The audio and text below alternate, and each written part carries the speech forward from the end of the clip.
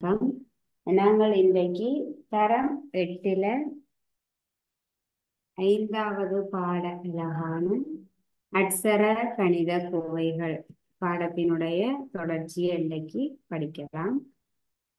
சென்ற வகுப்பில நாங்கள் அட்சர கணித கோவைகள்ல என்னென்ன விஷயங்கள் படிச்ச நாங்கள் என்பதை ஒருக்கா ஞாபகப்படுத்தி கொண்டு இந்த வகுப்பை நாங்கள் தொடர முடியும். அட்சர கணித கோவைகள் என்கிற பாடத்துல சென்ற வகுப்புல இந்த அட்சர கணித கோவைகளை எவ்வாறு உருவாக்குறது, 3 தெரியா கணியங்கள் கொண்ட அட்சர கணித கோவைகளை உருவாக்குறது எவ்வாறு என்பது தொடர்பாக படிச்ச நாங்கள்.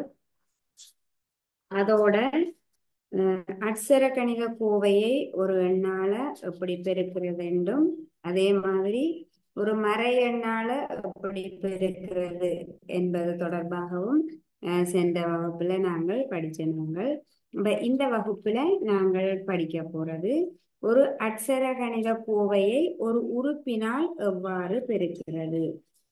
ஒரு அட்சர கணித கோவையை ஒரு அட்சர கணித உறுப்பினால் எவ்வாறு பெருக்கிறது என்பது பற்றி நாங்கள் இப்ப படிக்கலாம். ஒரு அட்சர கணித கோவையை ஒரு உறுப்பினால் பெருக்குவது.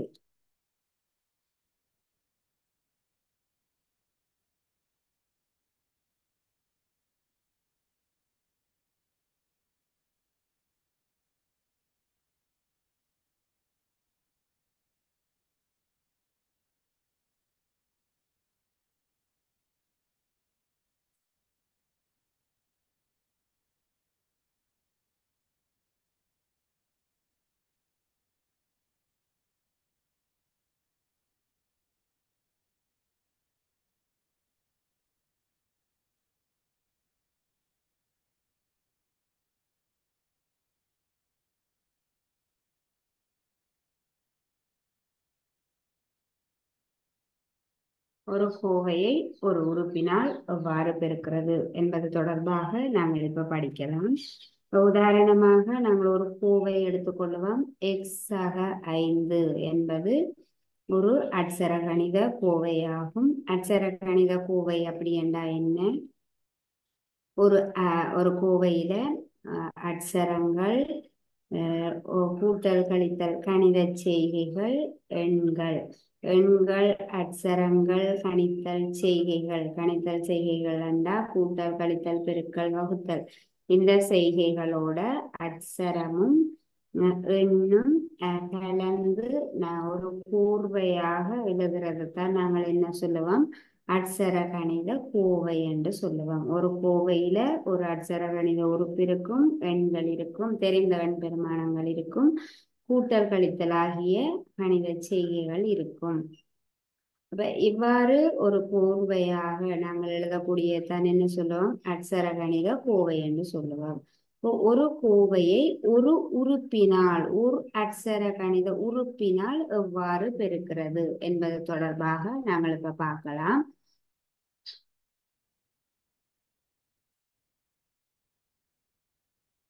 நாங்கள் இந்த அட்சர கணித கோவையை ஒரு y என்கிற ஒரு உறுப்பினால் பெருக்குவதாக எடுத்துக்கொள்வோம். என்ன செய்யறோம்? ஒரு கோவையை ஒரு உறுப்பினால் பெருக்குகிறோம். y என்கிற ஒரு அட்சர கணித உறுப்பினால் ஒரு கோவையை பெருக்குகிறோம். ஒரு அட்சர கணித கோவையை பெருக்குவோம். எப்படி பெருக்குவோம்? நாங்கள் ஒரு அட்சர கணித கோவையை ஒரு அட்சர கணித உறுப்பினால் பெருக்கும் பொழுது நாங்கள் கவனிக்க வேண்டியது, அந்த உறுப்பினால் அந்த கோவையில் உள்ள ஒவ்வொரு உறுப்பையும் நாங்கள் பெருக்க வேணும். நாங்கள் பெருக்கக்கூடிய அட்சர கணித உறுப்பினால், y என்கிற உறுப்பினால் இந்த கோவையில் இருக்கிற ஒவ்வொரு உறுப்பையும் நாங்கள் பெருக்க வேணும்.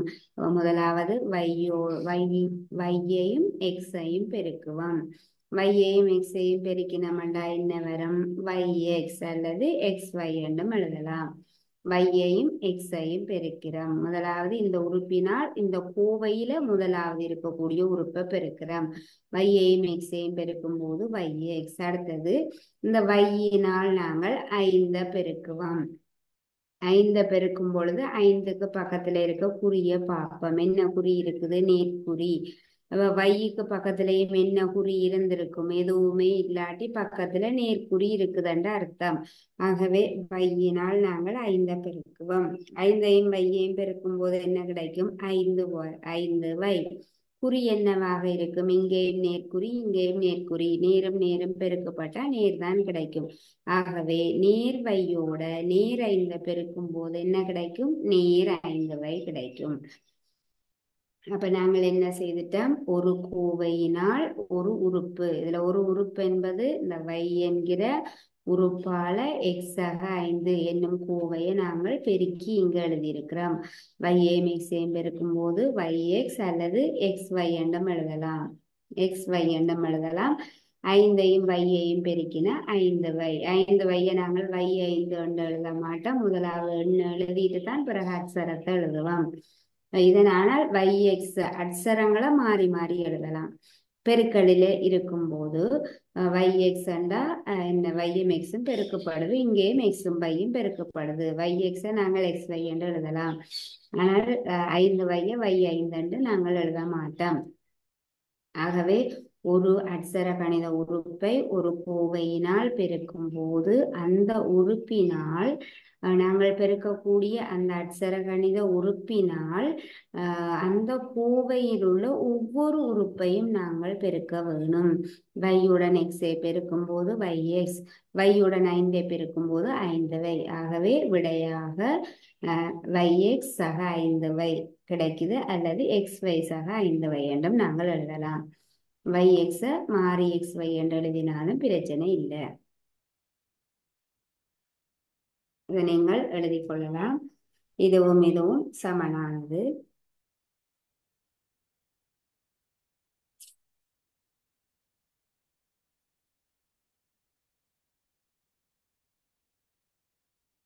அடுத்தது இன்னொரு கேள்வி நாங்கள் பார்ப்போம். சுருக்குக. முதலாவது கேள்வி பார்ப்போம். சுருக்குக. ஒரு உறுப்பினால் ஒரு கோவையை பெருக்க போறோம். 3x பிராக்கெட்டுக்குள்ள 2a சய 4. 3x என்கிற உறுப்பினால் அட்சர கணித உறுப்பினால் 2a சய 4 என்னும் கோவையை நாங்கள் பெருக்க போறோம். அப்ப ஒரு உறுப்பினால் ஒரு கோவையை பெருக்கும் போது நாங்கள் என்ன செய்ய வேணும்? அந்த உறுப்பினால் கோவையில் இருக்கக்கூடிய ஒவ்வொரு உறுப்பையும் நாங்கள் பெருக்க வேண்டும்.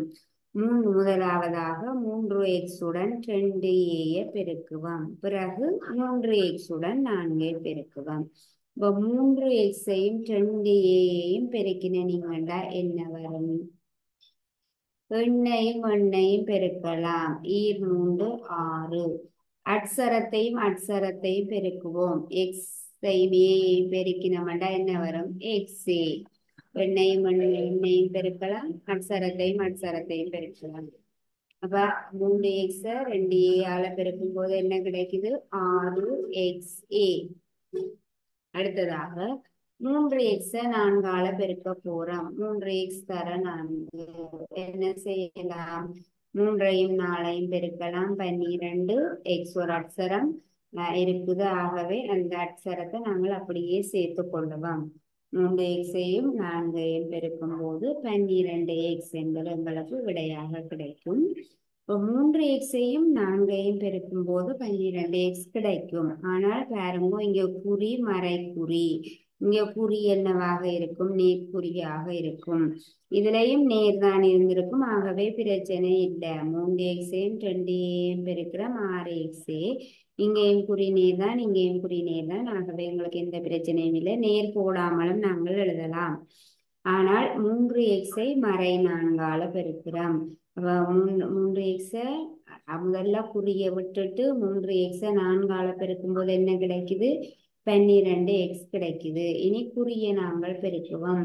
நேர்குறியுடன் மறைக்குறியை பெருக்கின நீங்கண்டா என்ன வரும்? மறை வரும். நேர்குறியையும் மறைக்குறியையும் பெருக்கும் போது மறைக்குறிதான் எங்களுக்கு விடையாக கிடைக்கும். ஆகவே 3x என்கிற உறுப்பினால் 2a சய 4 என்னும் கோவையை பெருக்கும் போது 6xa சய 12x என்னும் கோவையானது விடையாக கிடைக்கிறது.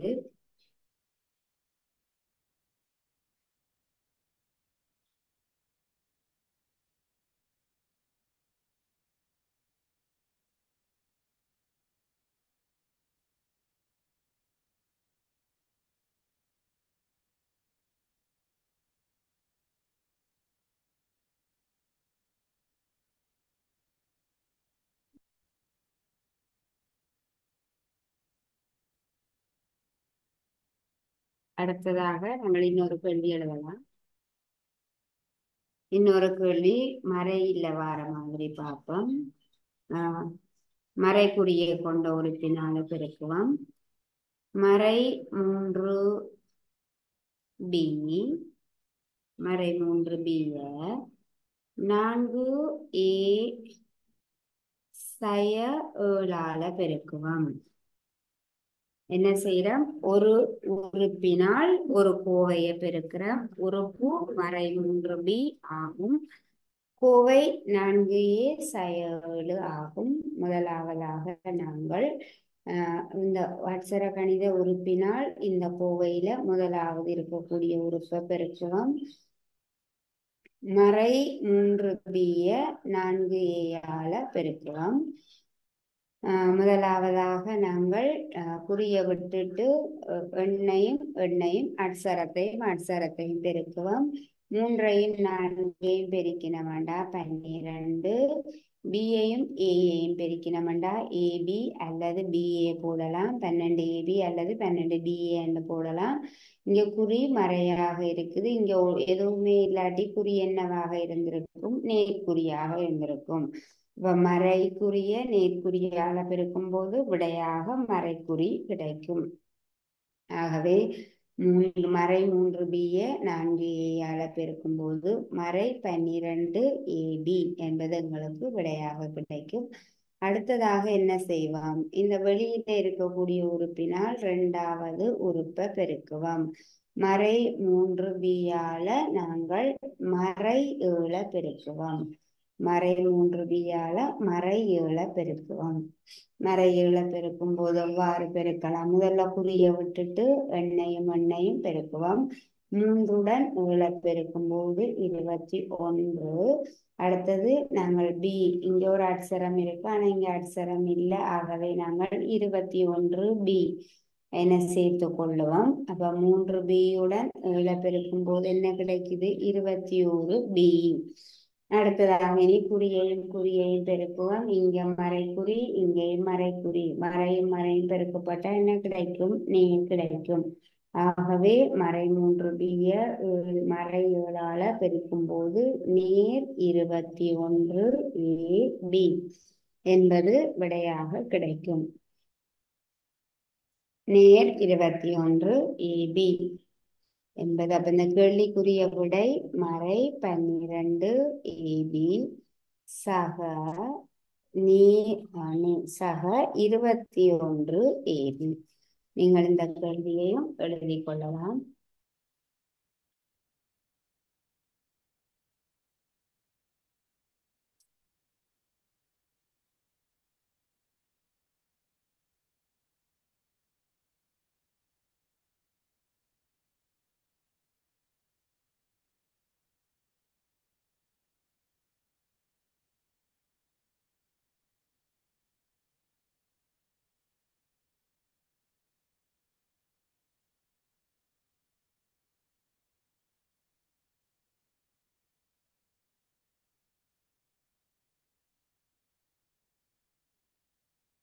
அடுத்ததாக நாங்கள் ஒரு கோவையை ஒரு உறுப்பினால் எவ்வாறு பெருக்குவது என்பது தொடர்பாக படிச்ச நாங்கள். அடுத்தது இனி இரு அட்சர கணித கோவைகளின் கூட்டுத்தொகை. 2 அட்சர கணித கோவைகளை கூட்டுவது எவ்வாறு என்பது தொடர்பாக நாங்கள் இனி படிக்கலாம். இரு அட்சர கணித கோவைகளின் கூட்டுத்தொகை. .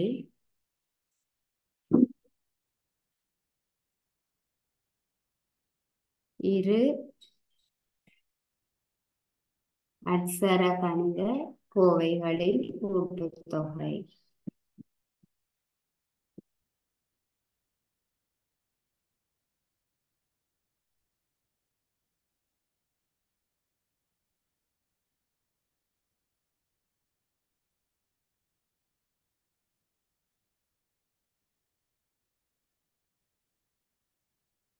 அதாவது இரண்டு கோவைகளை நாங்கள் கூட்ட போறோம். இரண்டு அட்சர கணித கோவைகளை கூட்டும் போது நாங்கள் எவ்வாறு கூட்டுவோம் என்பது தொடர்பாக இப்ப பார்க்கலாம். இந்த இரு கோவைகளை கூட்டும் போது நாங்கள் கவனிக்க வேண்டியது, நாங்கள் தெரிந்து கொள்ள வேண்டியது, தரம் 7ல நாங்கள் படிச்சிருக்கிறோம். நிகர்த்த உறுப்புகள் அப்படி என்றா என்ன? நிகர்த்த உறுப்புகள், நிகரா உறுப்புகள். நிகர்த்த உறுப்புகள் அப்படி என்றா என்ன? அதாவது ஒரே தெரியாக்கணியம், ஒரே தெரியாக்கணியத்தை உடைய உறுப்புகள். அதாவது ஒரே மாதிரியான தெரியாக்கணியம் வார உறுப்புகளுக்கு தான் என்ன பெயர்? நிகர்த்த உறுப்புகள். உதாரணமாக 4x, 6x, 7x, x இதெல்லாம் பாருங்கோ என்ன உறுப்புகள் எனப்படும்? நிகர்த்த உறுப்புகள் ஆகும். இங்க இந்த ஒவ்வொரு உறுப்பிலையும் வரக்கூடிய தெரியா கணியங்களை பாருங்கோ எப்படி இருக்குது?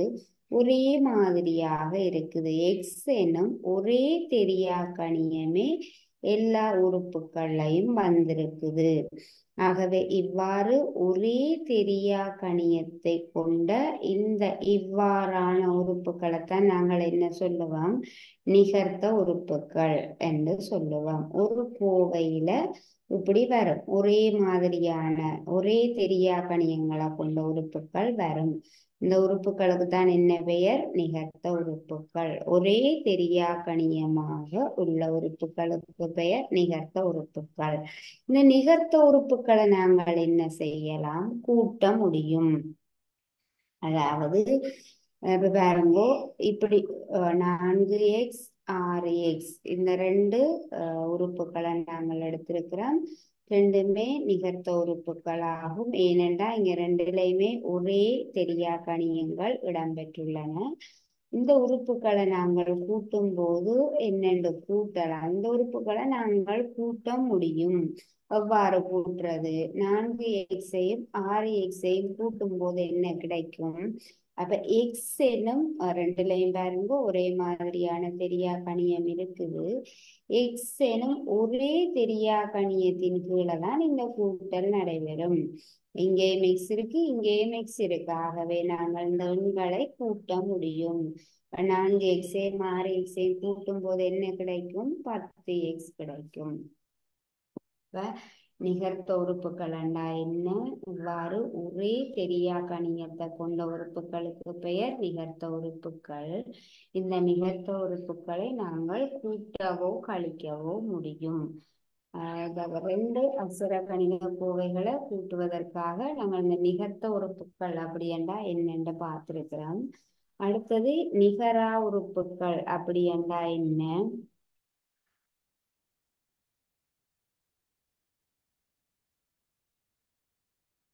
நிகரா உறுப்புகள் என்றா இந்த நிகர்த்த உறுப்புகளுக்கு எதிர்மறையாக இருக்கக்கூடிய உறுப்புகள் தான் என்ன உறுப்புகள்? நிகரா உறுப்புகள். நிகரா உறுப்புகள் அப்படி என்றால் என்ன? இப்ப வேற வேற மாதிரியான தெரியா கணியங்களை உடைய உறுப்புகளுக்கு தான் என்ன பெயர்? நிகரா உறுப்புகள். ஒரே மாதிரியான தெரியா கணியங்கள் இல்லாமல் இருக்கக்கூடிய உறுப்புகள். அதாவது வேறுபட்டதாக வேறுபட்ட இரண்டோ அல்லது இரண்டுக்கு மேற்பட்ட தெரியா கணியங்களோ வரக்கூடிய உறுப்புகளைத்தான் நாங்கள் என்ன சொல்லுவோம்? நிகரா உறுப்புகள். இங்க எக்ஸ் என்ற தெரியா கணியம் இருக்குது, இங்க y என்கிற தெரியா கணியம் இருக்குது. இந்த இரண்டு உறுப்புகளையும் வரக்கூடிய தெரியா கணியங்கள் ஒரே மாதிரியானதாக இருக்காது. ஆகவே இவ்வாறான உறுப்புகளை நாங்கள் என்ன சொல்லுவோம்? நிகராத உறுப்புகள், நிகரா உறுப்புகள். இந்த நிகரா உறுப்புகளை கூட்டவோ கழிக்கவோ முடியாது. நிகர்த்த உறுப்புகளைத்தான் கூட்டவோ கழிக்கவோ முடியும். நிகரா உறுப்புகளை நாங்கள் கூட்டவோ கழிக்கவோ முடியாது. அப்ப 3x 4y கூட்டின நீங்கண்டா என்ன நடக்கும்? 3x ஆக 4y ஆகத்தான் இருக்கும். இதை ரெண்டையும் நாங்கள் கூட்ட முடியாது. ஏனென்றால் இவை நிகரா உறுப்புகள் வேறு வேறான தெரியா கணியங்களை கொண்டிருக்கின்றன. இந்த நிகராத உறுப்புகளை நாங்கள் கூட்ட முடியாது. 3x 4y கூட்டின நீங்கண்டா என்ன என்ன கிடைக்கும்? 3x ஆக 4y தான் கிடைக்கும். ஆனால் 3x 4x கூட்டின நீங்கண்டா என்ன கிடைக்கும்? 7x கிடைக்கும். ஏனென்றால் இவை இரண்டும் நிகர்த்த உறுப்புகள். ஒரே தெரியா கணியங்கள் இங்க வந்திருக்குது. இந்த நிகர்த்த உறுப்புகளை நாங்கள் கூட்ட முடியும். ஆனால் நிகரா உறுப்புகளை கூட்ட முடியாது. அப்படியே எழுதுவோம். 3x ஆக 4y அப்படியே நாங்கள் எழுதுவோம்.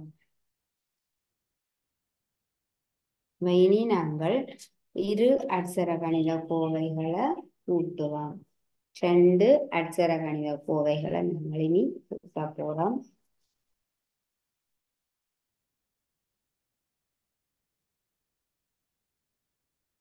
ஒரு கேள்வி பார்ப்போம். நாங்கள் இதுக்கு சுருக்குக, உங்களுக்கு கேள்வி சுருக்குக அப்படி என்றுதான் வரும். சுருக்க வேணும்.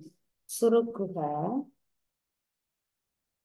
4 பிராக்கெட்டுக்குள்ள a சக 3b சக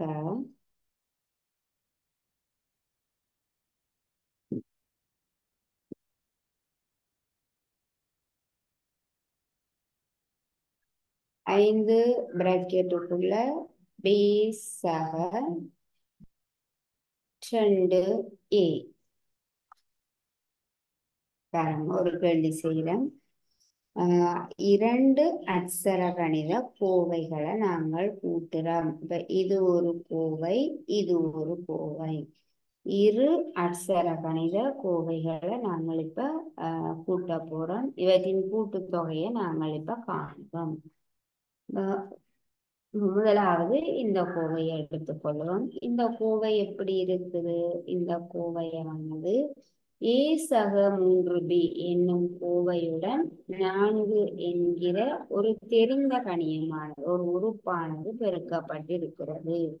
என்ன நடந்திருக்கு? ஒரு கோவையுடன் ஒரு உறுப்பு, உறுப்பு தெரியா கணியம் இல்லை, ஒரு எண். ஒரு கோவையுடன் ஒரு 4 என்கிற எண்ணானது பெருக்கப்பட்டிருக்கிற மாதிரி இருக்குது. நாங்கள் ஒரு கோவைய ஒரு எண்ணாலேயோ அல்லது ஒரு உறுப்பாலேயோ பெருக்கும் போது நாங்கள் என்ன செய்ய வேண்டும்? இந்த கோவையில இருக்கக்கூடிய ஒவ்வொரு உறுப்பையும் வெளியில இருக்கக்கூடிய உறுப்பால நாங்கள் பெருக்க வேண்டும். ஒரு கோவையை ஒரு உறுப்பினால் பெருக்கும் போது அந்த கோவையில் இருக்கக்கூடிய ஒவ்வொரு உறுப்புகளையும் அந்த வெளியால இருக்கக்கூடிய உறுப்பினால், எண்ணாக இருந்தால் எண்ணினால் பெருக்க வேண்டும், அட்சரமாக இருந்தால் அட்சரத்தினால் நாங்கள் பெருக்குவோம். முதலாவதாக ஆரையும் ஆரையும் பெருக்கலாம். 4ஐயும் ஏயையும் பெருக்குவோம். 4ஓட ஏயை பெருக்கின நீங்கண்டா என்ன வரும்? 4a. 4 தரையே என்னவா இருக்கும்? 4a. அடுத்தது நாங்கள் என்ன செய்ய வேணும்? 4ஆல 3bயை பெருக்க போறோம். 4ஐயும் 3bயையும் பெருக்கின நீங்கண்டா என்ன கிடைக்கும்? எண்ணையும் பெருக்குவோம். 4 தரம் 3 12b எங்களுக்கு கிடைக்கும். ஆகவே 4ஐயும் 3bயையும் பெருக்கினோம்டா 12ab. இனி நாங்கள் அந்த குறிகளை பெருக்குவோம். 4க்கு முன்னுக்கு நேர்குறி இருக்கும், 3bக்கு முன்னுக்கு நேர்குறி இருக்கும். இப்ப நேர்குறியையும் நேர்குறியையும் பெருக்கும் போது விடையாக என்ன குறி கிடைக்கும்? நேர்குறி கிடைக்கும்.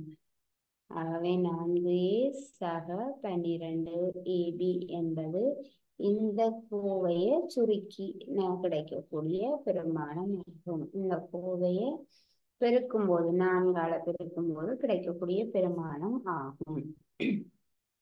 அடுத்ததாக நாங்கள் என்ன செய்ய போறோம்? அடுத்த கோவைய ஆஹ், அடுத்த கோவையை நாங்கள் விரித்தெழுதி சுருக்க போறோம். அதே மாதிரி அடுத்த கோவையை சுருக்கும் போது நடுவில் என்ன இருக்கு? இங்க சக இருக்குது.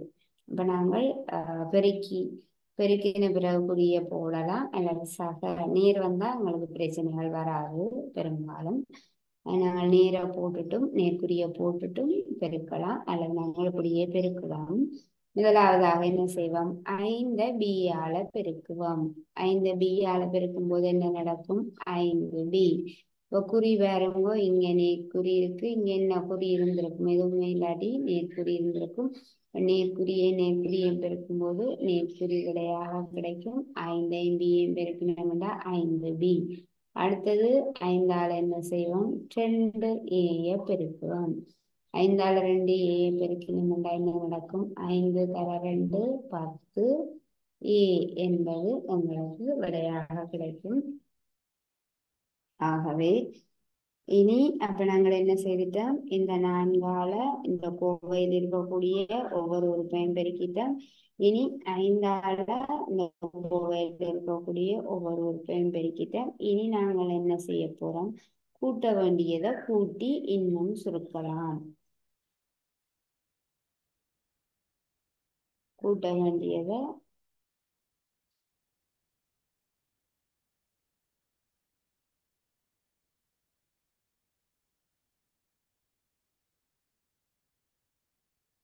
இதுல மாற்றிக்கொள்ளுங்க. 4 தர 3b 12d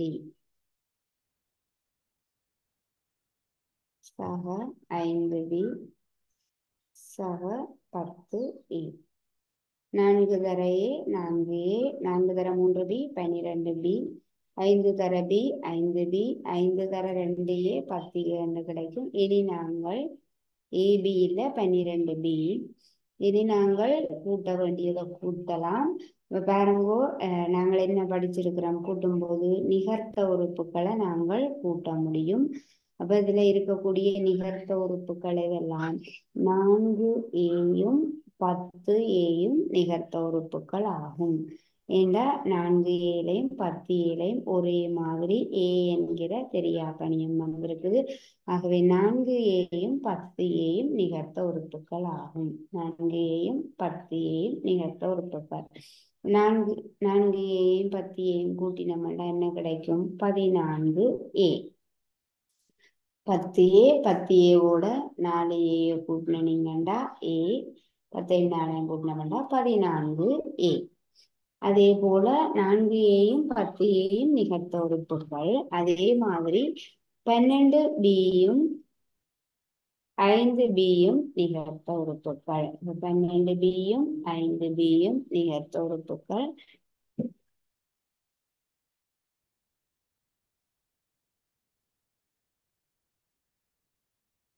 நாங்கள் 12b-யும் 5b-யும் கூட்டினோம்னா என்ன கிடைக்கும்? 17b. சக 17b என்பது எங்களுக்கு விடையாக கிடைக்கும். அப்ப இந்த 2 அட்சர கணித கோவைகளையும் கூட்டும் போது விடையாக எங்களுக்கு என்ன கிடைக்குது? 14a சக 17b என்ற கோவையானது சுருக்கும் போது எங்களுக்கு விடையாக கிடைக்குது. சுருக்குகண்டா நாங்கள் அந்தந்த கூட்டல் இருந்தால் 2 கோவைகளையும் நாங்கள் கூட்ட வேண்டும். கழித்தல் இருந்தால் ஒரு கோவையில இருந்து இன்னொரு கோவையை கழிப்போம். தரக்கூடிய கோவைகளை நாங்கள் செய்ய வேண்டியவற்றை செய்து அவற்றை சுருக்கி எழுதுறதுதான் சுருக்குக. இந்த பெரிய கோவைய முதலாவது நாங்கள் பெருக்கி இருக்கிறோம். 4-ஓடையே பெருக்கினோம்னா 4a, 4-ஓட 3b-யை பெருக்கினோம்னா 12b, 5-ஓட b-யை பெருக்கினோம்னா 5b, 5-ஓட 2a பெருக்கினோம்னா 10a. அடுத்தது 4a-யும் 10a-யும் நிகர்த்த உறுப்புகளாகும். நிகர்த்த உறுப்புகளை கூட்ட முடியும். ஆகவே 14 4a-யும் 10a-யும் கூட்டினோம்னா 14a. 12b-யும் 5b-யும் நிகழ்த்த உறுப்புகளாகும். 2-ஐயும் கூட்டினோம்னா 17b என்பது உங்களுக்கு விடையாக கிடைக்கும். நீங்கள் எழுதி கொள்ளலாம்.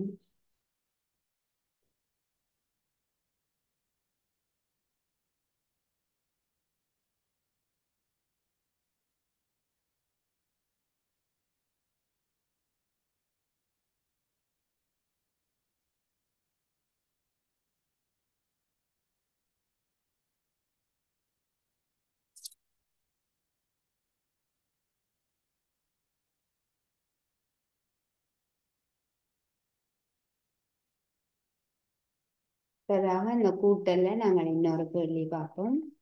இரண்டு அட்சர கணித கோவைகளை கூட்டுறதுல இன்னொரு கேள்வி பார்க்கணும். மறை 5 பிராக்கெட்டுக்குள்ள எக்ஸ் சய y சய செட் சக 4x சக 3y.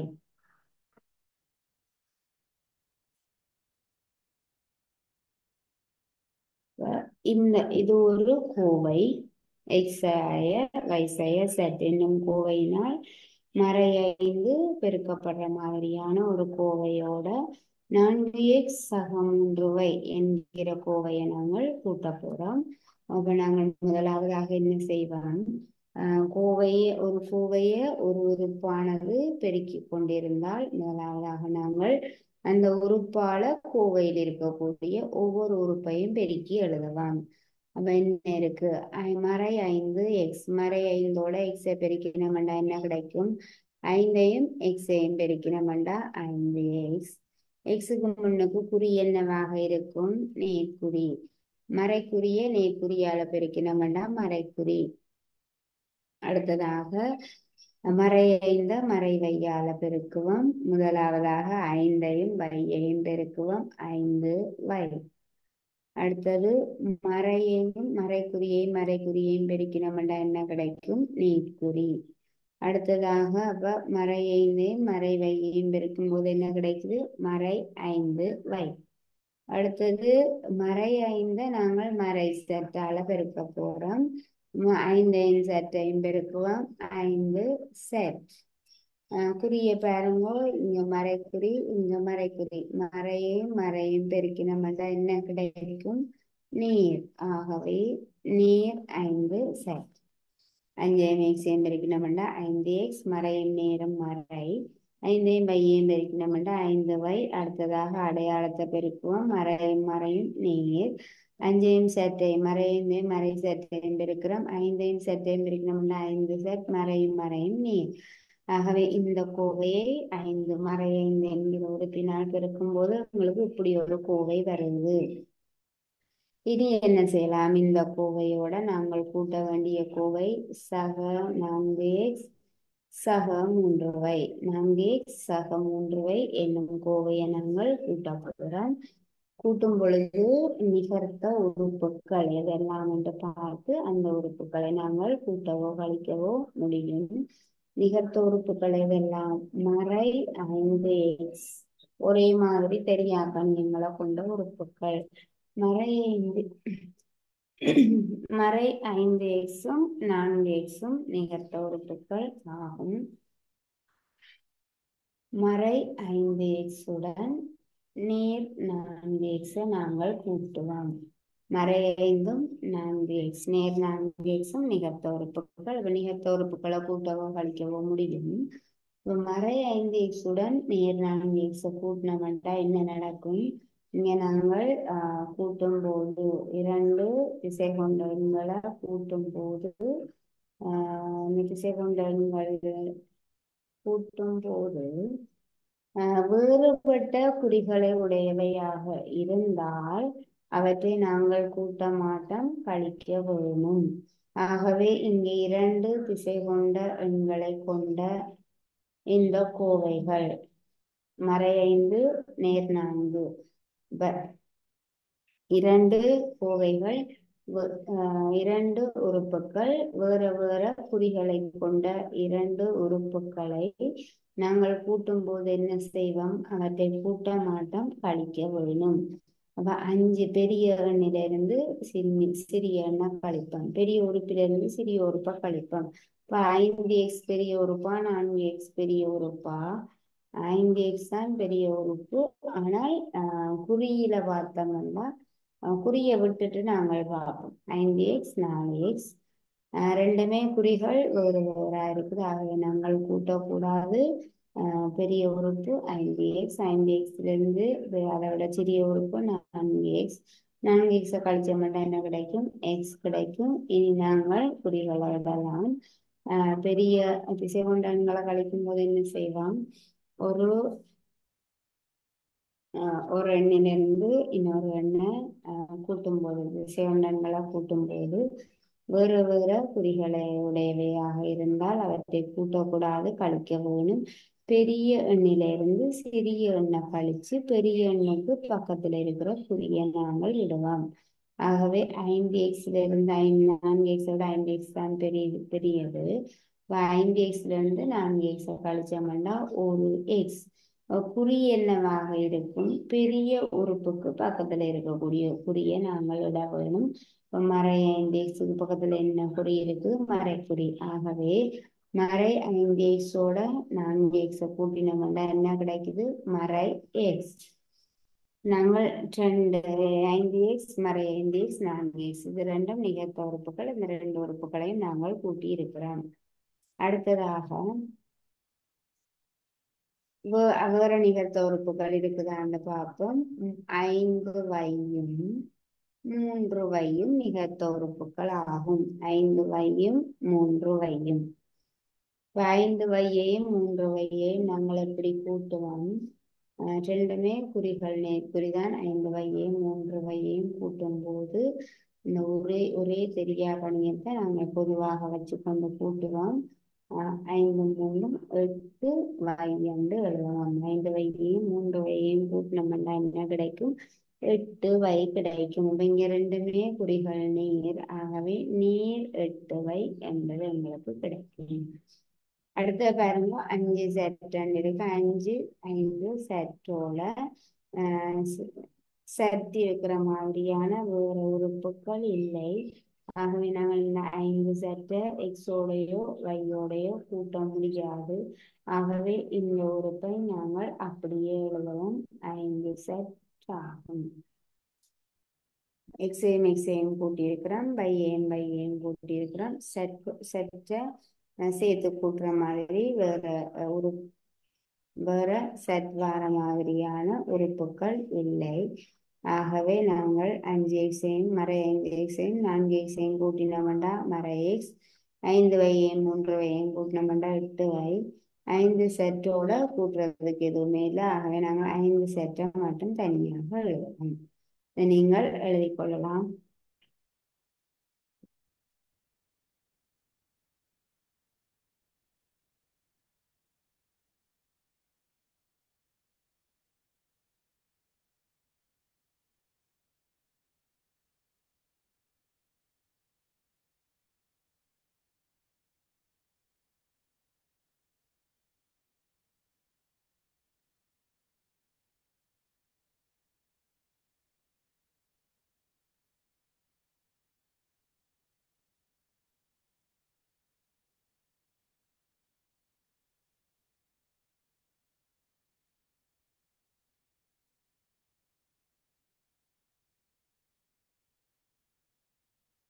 அடுத்ததாக அட்சர கணித கோவைகளின் கழித்தல் பார்ப்போம்.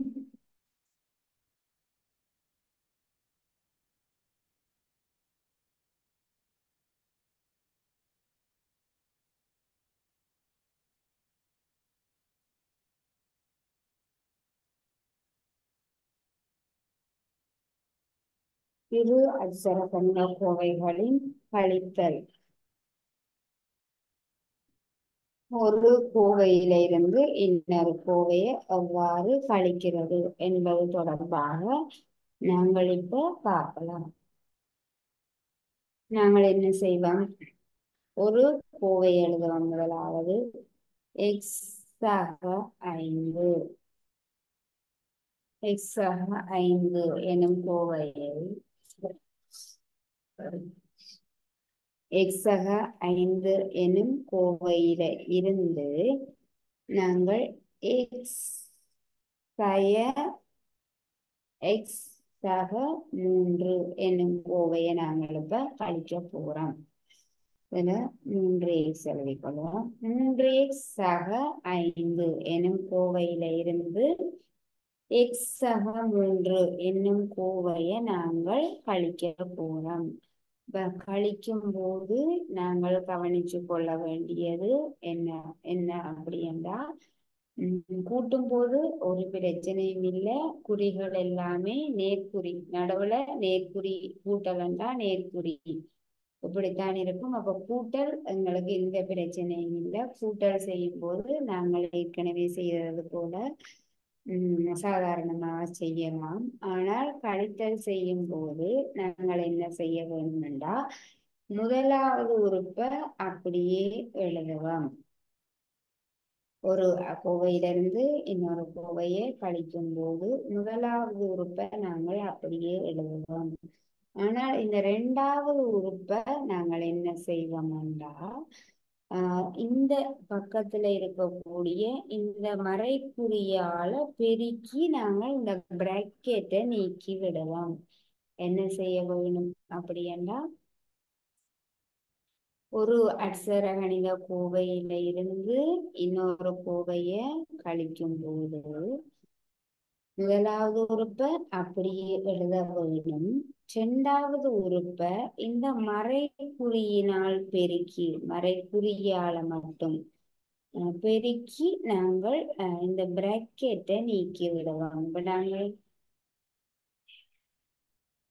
இப்ப 3 வெளியில 3 எக்ஸாக 4 இப்படி இருந்தால் நாங்கள் என்ன செய்வோம், உள்ள கொண்டே பெருக்கிற மாதிரி 3 எக்ஸால பெருக்கினோம்டா 3x, 3 அடுத்தது நேர் 3 நேர் 4, 3 4ஆல பெருக்கினோம்டா நேர் 12 இப்படி எழுதுற மாதிரி. இப்ப என்ன நடந்துட்டு, இந்த பிராக்கெட் இல்லாம ஆயிட்டு.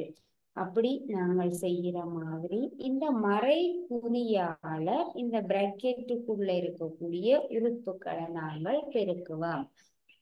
பெருக்கும் போது எங்களுக்கு எல்லா இந்த உள்ள இருக்கக்கூடிய கோவையில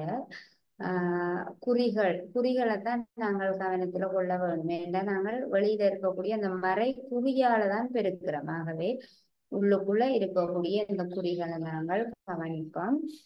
மறையால மறைக்குறியால உள்ளுக்குள்ள இருக்கக்கூடிய கோவையை நாங்கள் பெருக்க போறோம். இப்ப மறைக்குறியால நெய்க்குரிய பெருக்கும் போது என்ன கிடைக்கும், மறையால நீரை பெருக்கின வேண்டாம், மறை அங்கே எக்ஸ் இருக்கு. ஆகவே மறை எக்ஸ் என்பது உங்களுக்கு விடையாக கிடைக்கும். வெளியில இருக்கக்கூடிய இந்த மறைக்குறியால உள்ள இருக்கக்கூடிய ஒவ்வொரு உறுப்புகளையும் நாங்கள் பெருக்க போறோம். அப்ப என்ன நடக்கும், எண்கள் அட்சரங்கள்ல எந்த மாற்றமும் இருக்காது. ஆனால் குறி மட்டும் மாறும். மறையையும் நீரையும் பெருக்கினீங்கன்னா மறை எக்ஸ் வரும். அடுத்தது மறையையும் நீரையும் பெருக்கினீங்கன்னா மறை 3 வரும். மறையால நீரெக்ஸ், மறைக்குறியால நீரெக்ஸ பெருக்கும் பொழுது குறி மட்டும் மாறும், மறை எக்ஸ் வரும். அதே போல மறைக்குறியால நேர் 3 பெருக்கும் போது குறி மட்டும் மாறும். மறைக்குறியால நேர்குறிய பெருக்கினோம்னா மறை 3 குறியில மட்டும் எங்களுக்கு அந்த இரண்டாவது கோவையில கழித்தலுக்கு அங்கால இருக்கக்கூடிய கோவைகளில் குறியில மட்டும் மாற்றம் வரும். எண் இருந்தால் எண்ணோட சேர்த்து மாற்றம் வரும். எண் இல்லாம கழிக்க வேண்டியது, கழித்தல் மட்டும் செய்யும்போது குறியில மட்டும்தான் எங்களுக்கு மாற்றம் வரும். நாங்கள் இனி என்ன செய்யலாம், இனி எங்களுக்கு தெரியும் நிகர்த்த உறுப்புகளை நாங்கள் கூட்டவோ கழிக்கவோ முடியும். இப்ப இதுல எதெல்லாம் நிகர்த்த உறுப்புகள், 3x-உம் x-உம், 3x-உம் மறை எக்ஸும் நிகர்த்த உறுப்புகள் ஆகும். நிகர்த்த உறுப்புகளை நாங்கள் கூட்டவோ கழிக்கவோ முடியும். 3x மறை எக்ஸ், 3x-ஐயும் மறை எக்ஸையும் 3x ஒரு மறை எக்ஸ். அப்ப நாங்கள் நேர் 3x-ஐயும் ஒரு மறை எக்ஸையும் கூட்டுறோம். கூட்டும் போது நாங்கள் என்ன செய்வோம், கூட்ட மாட்டோம். ரெண்டுலையுமே குறிகள் வேறு வேறையா இருக்குது. கூட்ட மாட்டோம், கழிப்போம். 3x-ல இருந்து ஒரு எக்ஸை கழிச்சு நீங்கன்னா விடையாக 2x கிடைக்கும். பெரிய உறுப்புக்கு பக்கத்துல இருக்கக்கூடிய அடையாளம் நேர். ஆகவே 3x-ல இருந்து ஒரு எக்ஸை கூட்டிறதில்லை, கழிக்க வேணும். 3x-ல இருந்து ஒரு எக்ஸை கழிச்ச நீங்கண்டா 2x. அடுத்தது 5-ஐயும் 3-ஐயும் பாருங்க, 5-உம் 3-உம் எண்கள். அப்ப நிகர்த்த உறுப்புகளை நாங்கள் கூட்டுறது கழிக்கிற மாதிரி எண்களை கூட்டவோ கழிக்கவோ முடியும். உங்களுக்கு தெரியும் 5-ல இருந்து 3-ஐ என்ன செய்ய வேணும், கழிக்க வேணும். 5 மறை 3, ஆகவே நாங்கள் கூட்டக்கூடாது. ஐந்தில இருந்து மூன்றை கழிப்போம். மறை மூன்று. ஐந்துல இருந்து மூன்றை கழிச்சோம்னா என்ன கிடைக்கும்? 2 கிடைக்கும். நீங்கள் இதை எழுதிக் கொள்ளலாம். இதோட நாங்கள் இந்த வகுப்பை நிறைவு செய்து கொள்ளலாம். நாங்கள் மீண்டும் இதனுடைய தொடர்ச்சியை அடுத்த வகுப்புல பார்க்கலாம்.